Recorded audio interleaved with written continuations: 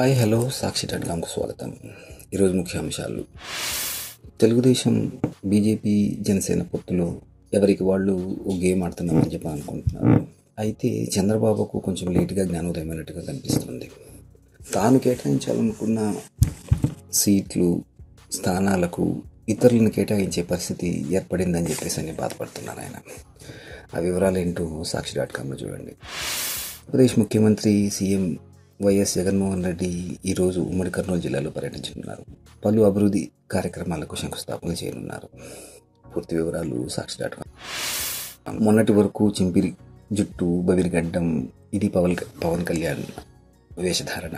కొద్ది రోజుల క్రితం చేతికి ఉంగరాలు. మరి తాజా సెంటిమెంట్ ఏంటి? వివరాల కోసం సాక్షి డాట్ కామ్ చూడవచ్చు. 100 ఏళ్లకు పైబడి చరిత్ర ఉన్న కాంగ్రెస్ పార్టీ ఇప్పుడు రకరకాల ఇబ్బందులు ఎదుర్కొంటుంటాం. రాజకీయమైన ఇబ్బందులు కాదు, వేరే రకమైన ఇబ్బందులు కూడా పార్టీని వేధిస్తున్నాయని చెప్పేసి అధ్యక్షుడు మల్లికార్జున ఖర్గే వాపోతున్నారు. వివరాలు ఏంటో సాక్షి డాట్ కామ్లో చూడండి. ఉద్యాన నగరి బెంగళూరు దాహంతో అల్లాడుతోంది. మరి అట్లాంటి పరిస్థితి హైదరాబాద్కు వస్తే రానివ్వకుండా జాగ్రత్త పడమని తెలంగాణ హైకోర్టు ప్రభుత్వాన్ని హెచ్చరించింది. పూర్తి వివరాల కోసం సాక్షి డాట్ కామ్ చూడండి.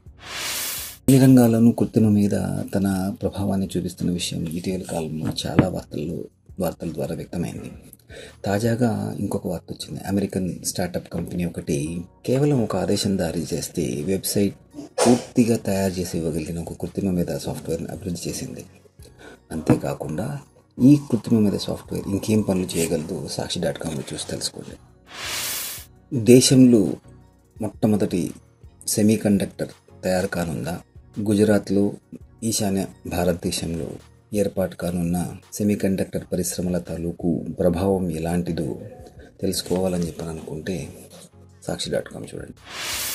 రానున్న అసెంబ్లీ ఎన్నికలకు సంబంధించి, లోక్సభ ఎన్నికలకు సంబంధించి వైఎస్ఆర్సీపీ అభ్యర్థుల ప్రకటన ఎప్పుడు జరగబోతోంది తెలియదా?